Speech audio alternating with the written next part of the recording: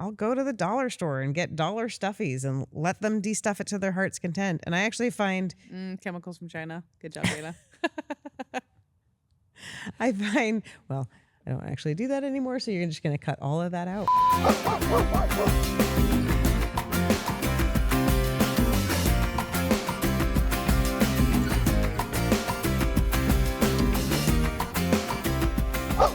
Hi, welcome. This is Dana with Cascade Pet Camp, and I'm here with Shannon. Her sidekick. And Since she introduced me. And today we are going to talk about how to prevent what maybe could be termed socially unacceptable behaviors. Things like jumping on people, jumping on furniture, destroying things with chewing or nails for that matter. My favorite. Yeah. Scratching at the doors. Counter surfing, that kind of thing. So what would be your number one thing that you would say to people about trying to prevent those things? Well, I get the eye rolls from our clients when I say, don't let them practice those behaviors. Yeah. So as with anything else, the more they get to practice those behaviors, the harder they are to extinguish. Why? Because ultimately they are self-gratifying for the dog.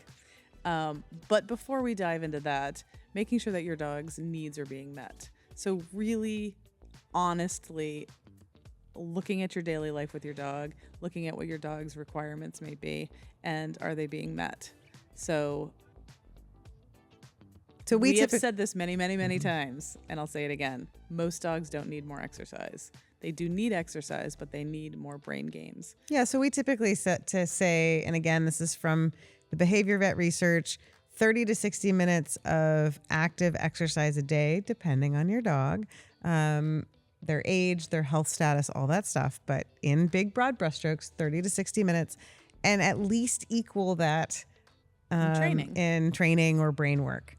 And training is brain work, and so is teaching silly pet tricks. And so is, just working on leash skills, and so is so many other things can be categorized as. And it doesn't have to be long sessions. They can be 2 to 5 minutes at a time. So you can sprinkle them through restroom breaks if you're working from home, or a lunch break, or any of those kinds of things. But how do you prevent a dog from not practicing some of these behaviors? So what about like jumping on people? How would you prevent your dog from doing that? Well, as I always break it up into two different categories, there is jumping on your guest as they come to your front door, which in my opinion is so much more manageable. Mm-hmm. You can control that situation. The dog is removed from the front door before you open the door and set up for success, or the dog is put on a leash so you can control the situation physically and go from there. Out and about in public, they just don't get to make those greetings. Yeah. If your dog is not able to restrain itself and is going to jump on that person, then they don't get to meet that person. Because it's so confusing for the dog. But it's okay, Shannon. I don't mind. Yeah, there's always the friends that don't want it. But I have to live with that dog, and I'm really working hard on not jumping. So I'm not going to allow the dog to say hi to you. And that's really tough, especially in our society, to say to somebody. But I can tell you, you have more friends and strangers that don't want to be jumped on by your dog than people who do want to be jumped on by your dog. And it's a self-control exercise. So I feel like if you can master not pulling on a leash and you can master not jumping on people, your dog's world just got so much bigger and so much better. And so when we say don't let your dog practice it and don't allow them the greeting, it's not to be mean to your dog. They're just in a learning process. And at some point, it dawns on them that they actually do get the greeting if they can keep all four on the floor. And we don't require that dogs sit or lie down or any of those things. We simply require that 4 feet are on the floor. And the other piece of that, jumping on, particularly for greetings, jumping on other people for greetings, is making the greeting short. We tend, as animal lovers, to want more and more and more, and we smooch their faces and we do all these things. And sometimes that just amps the dogs up. And so it's training your very dog. mixed messages. Yeah. And the one thing, if I can be an advocate for the dogs, is that for all dogs, is that we communicate better with them. Yeah. And that is muddling the waters, as they say. And then jumping on things like furniture or counter surfing. So, eating things off your counter.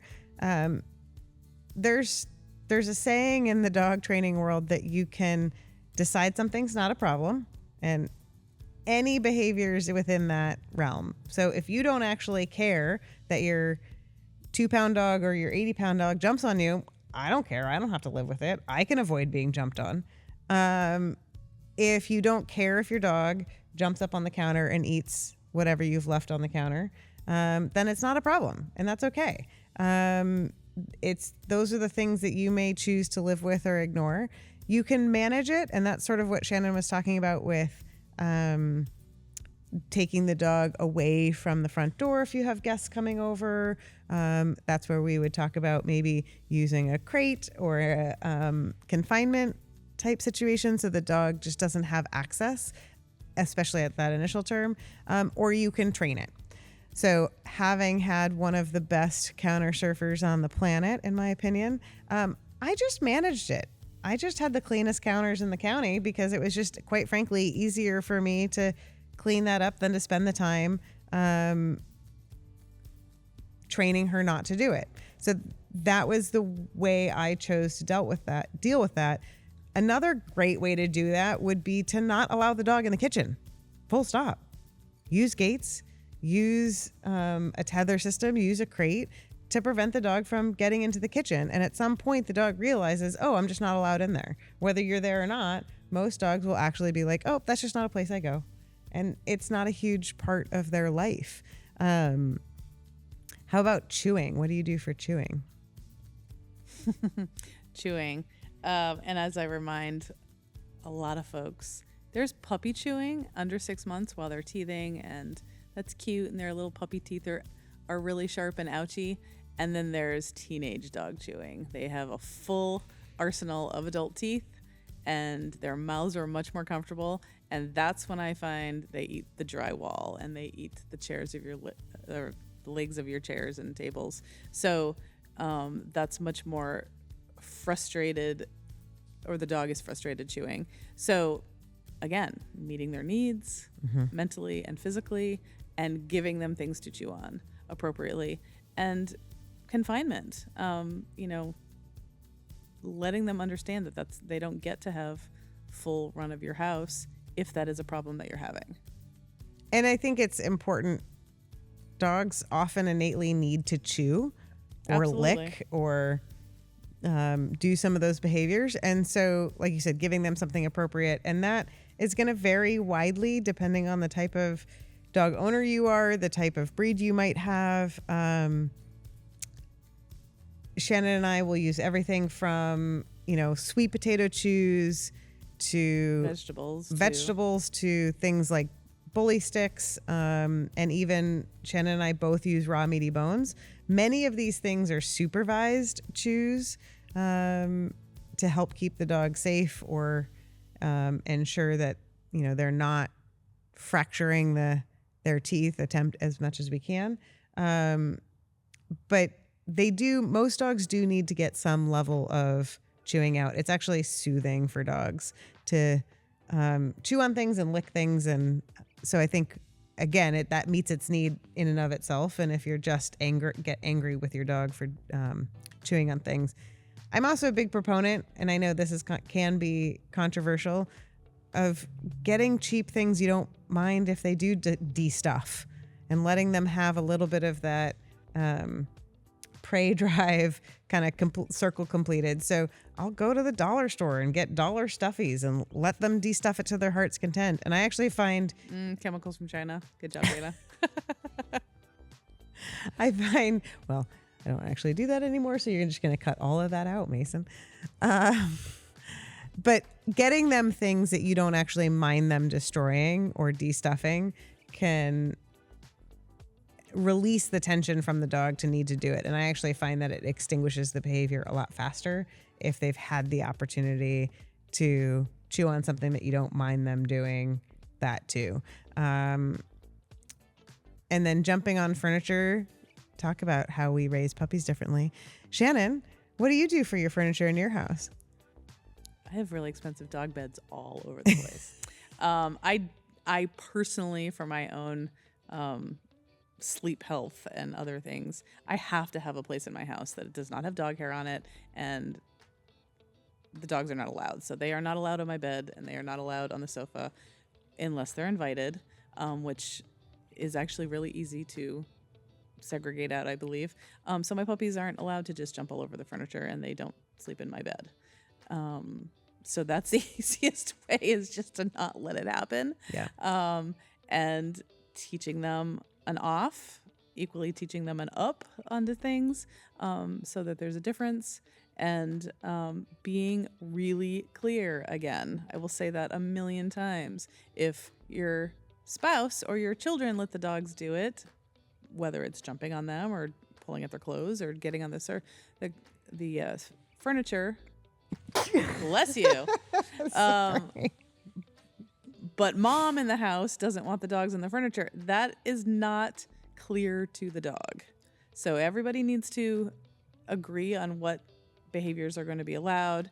And that's what is fair to the dog. Yeah. So again, it's either all or nothing in my book, because it's always easier. It's pretty easy as your dog gets older to be like, you want to get up and snuggle while I watch a movie? And they'll get up there. But teaching them from the beginning, if you don't want them on the sofa, then they simply do not get on the sofa. And we, I think, are not as consistent as we should be as a species. And you've said this already a couple times, that the more consistent we are, the faster our dogs will learn. So I know it sort of sounds trite to repeat this, but if they just don't get to practice over and over and over again, chewing on things they shouldn't chew on, jumping on people they shouldn't jump on, getting on furniture that you don't want them on, the fewer times they do that in their lifetime, the faster they will learn it's just something they don't do. And if they get rewarded for doing the opposite, they will do the opposite a lot more frequently. So we could go on, as we usually do, for hours and hours and hours about these things. But the very short answer is just don't let your dog practice those things, which can be exhausting. But the more consistent you are, the faster they will learn. So if you want help with this or anything else, feel free to reach out to us on social media or look us up on our website, cascadepetcamp.com.